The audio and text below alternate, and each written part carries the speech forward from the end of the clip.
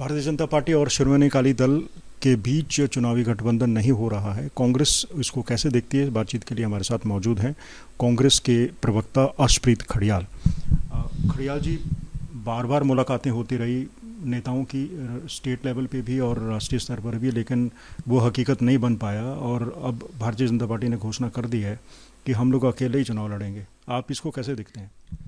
देखिए, भारतीय जनता पार्टी की जो डबल इंजन वाली ट्रेन है उसके एक के बाद एक डब्बे टूटते जा रहे हैं। एआईएडीएमके भी टूटा, जेजेपी भी टूटा, समता पार्टी भी टूटी, एसएडी ढींढसा साहब वाली पार्टी भी टूटी और चार पांच और टूटने की तैयारी कर रही हैं। तो भारतीय जनता पार्टी की जो डबल इंजन वाली ट्रेन है वो वैसी लग रही है जो जम्मू से नहीं चल पड़ी थी पंजाब की तरफ, जिसका ड्राइवर ही कोई नहीं था, डायरेक्शन लेस थी, जो नुकसान ज़्यादा करती है फ़ायदा कम करती है, वो ट्रेन लग रही है। इस वजह से श्रोमणी अकाली दल भारतीय जनता पार्टी के साथ अलायंस करना चाह नहीं रहा है।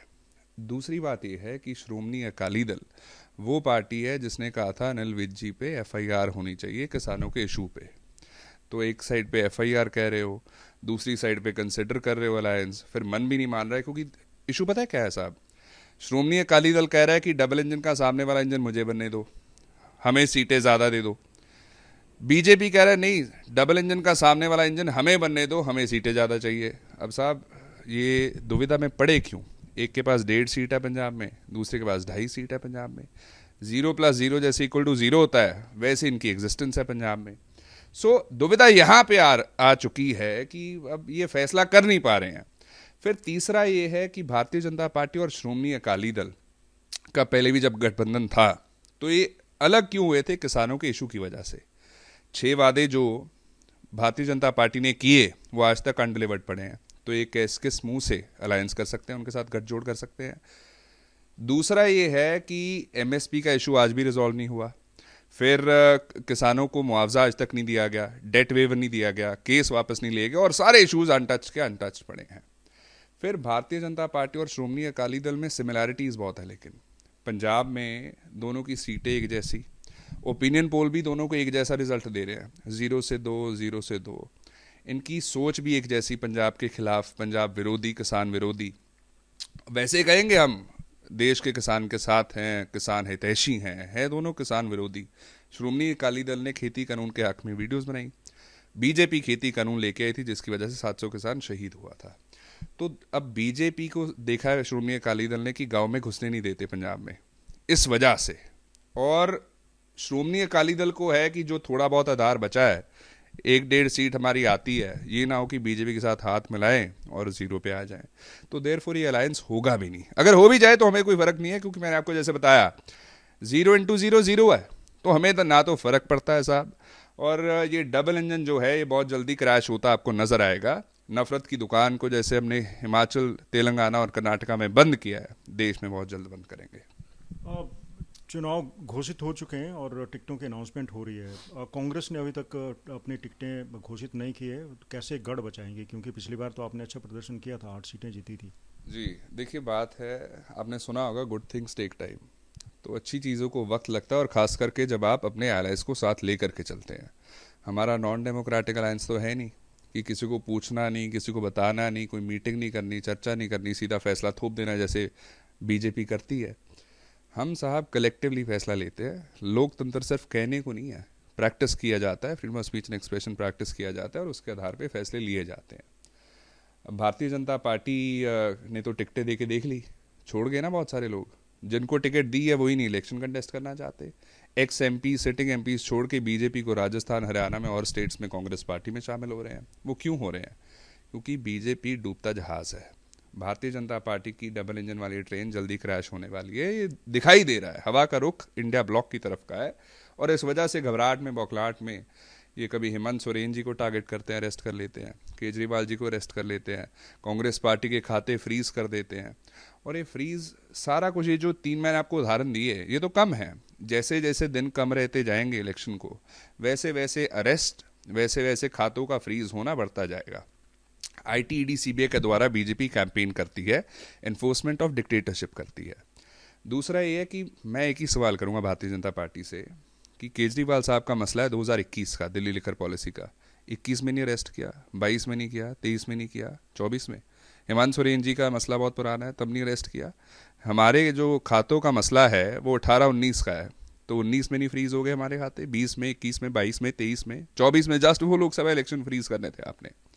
तो भारतीय जनता पार्टी का मोडस ऑपरेंडा रहा है ये आईटीडीसी पे। कभी बीजेपी को तो हाथ डाले, ये इलेक्टोरल बॉन्ड्स का मसला सबने देखा कैसे 84 कंपनीज, 84 कंपनीज, उनके खिलाफ रेड होती है। रेड होने के बाद वो डोनेशन देते हैं। क्या कभी आईटी ने दिया कोई सम्मान, या ईडी ने दिया कोई सम्मान?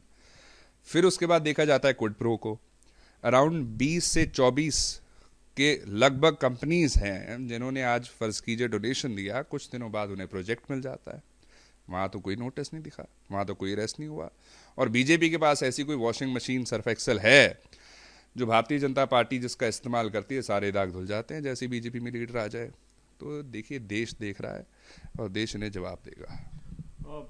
दिल्ली की जो लिकर पॉलिसी है, एक्साइज पॉलिसी है, वो चर्चाओं में है और उसी की वजह से आम आदमी पार्टी के नेता जेल में जा रहे हैं। पंजाब में भी संगरूर में 21 लोग मौत के मुंह में चले गए। आप इसको कैसे देखते हैं? देखिए, जैसी ये खबर हमारे तक पहुंची तो हमने तभी डिमांड किया कि एक हाई लेवल इंक्वायरी बैठनी चाहिए, सख्त से सख्त सज़ा जो भी इसके पीछे रिस्पॉन्सिबल है, जो परपेट्रेटर्स हैं, उनको मिलनी चाहिए। तीसरा ये है कि ऐसे इंसिडेंट्स जब होते हैं दे आर वेरी अनफॉर्चुनेट, और हमारी मांग है कि टाइम बाउंड तरीके से इंक्वायरी हो और एग्जाम्पल सेट किया जाए जो भी इसके पीछे रिस्पॉन्सिबल है। An example should be set up, stringent punishment मिले ताकि आगे से कोई ऐसी चीज़ करने की ज़रूरत भी ना कर पाए। 31 तारीख को दिल्ली में एक महारैली हो रही है। इंडिया अलायंस के लोग उसमें जा रहे हैं। दावा किया जा रहा है पंजाब से भी कांग्रेस के नेता और दूसरे पार्टियों के नेता जाएंगे जो लाइक माइंडेड हैं। आप भी जा रहे हैं, आपकी पार्टी के नेता भी जाएंगे इसमें? देखिए, ऐसा है, इंडिया ब्लॉक जैसे इकट्ठा है तो ऑब्वियस सी बात है कि इंडिया ब्लॉक वहाँ पे जाएगा। और जहाँ जहाँ जब जब भारतीय जनता पार्टी वितकरा करती है, टारगेटिंग ऑफ ऑपोजिशन पार्टीज करती है, परसिक्यूशन करती है, तो उसका जवाब हम देंगे।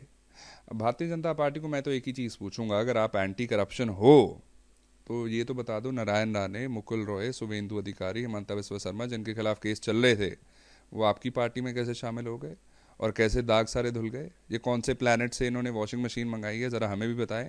ये कौन से देश से सर्फ एक्सल आया है, ज़रा हमें भी बताएं, जो दाग अच्छे है कह रहा है। दूसरा ये साहब कि ये करप्शन की लेक्चर ना हमें दिया ना करे भारतीय जनता पार्टी। इनके फॉर्मर प्रेसिडेंट है बंगारू लक्ष्मण जी, उनको सज़ा सुनाई गई है। बीजेपी के फॉर्मर प्रेसिडेंट करप्शन में कन्विक्टेड है।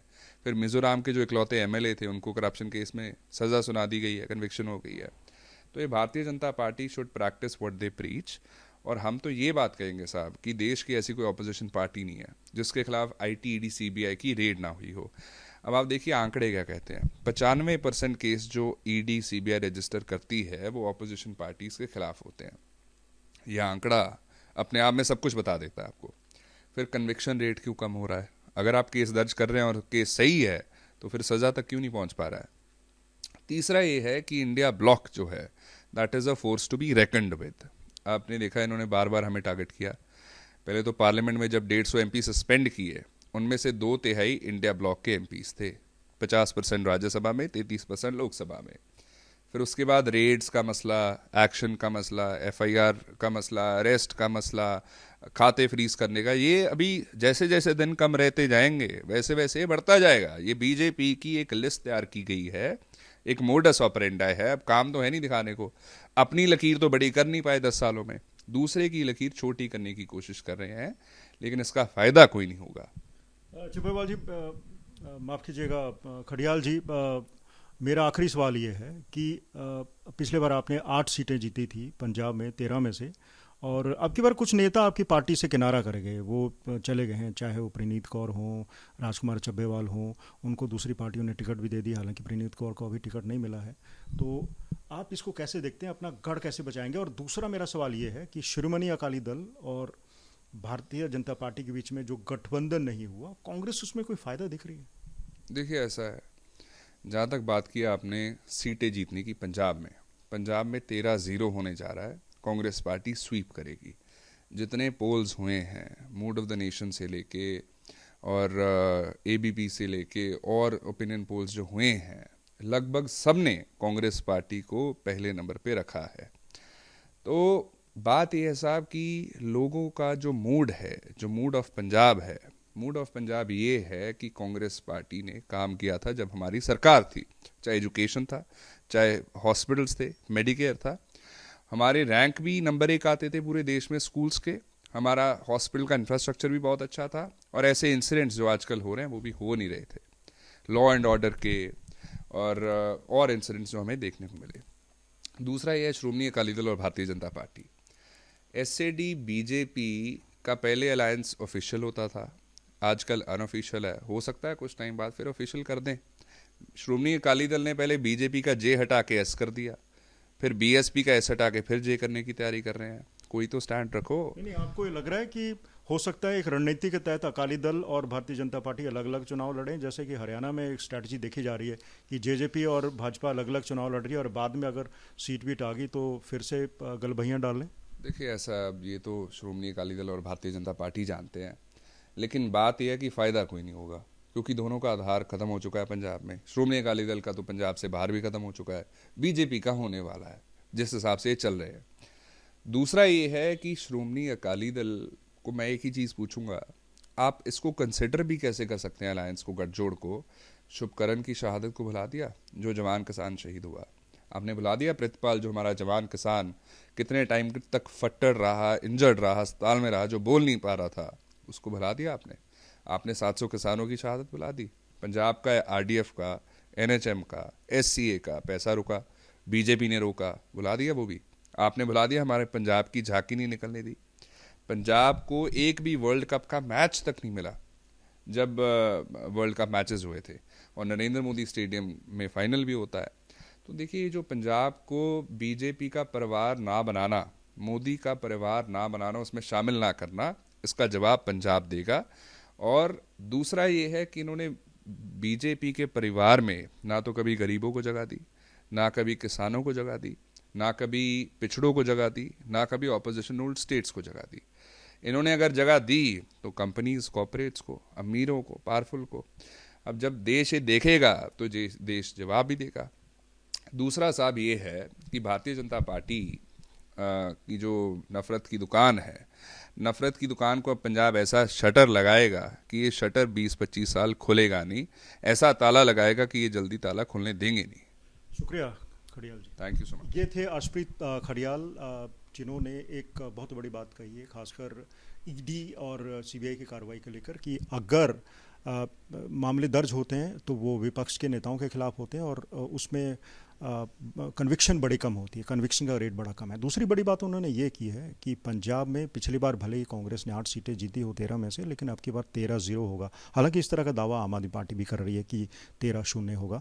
देखना दिलचस्प होगा कि चुनाव परिणाम किस तरह के आएंगे, क्या कांग्रेस अपना गढ़ संभाल पाएगी या फिर ये सीटें किसी दूसरे की झोली में जाएंगे। कैमरा पर्सन अमन गुप्ता के साथ मंजीत सहगल, चंडीगढ़, आज तक।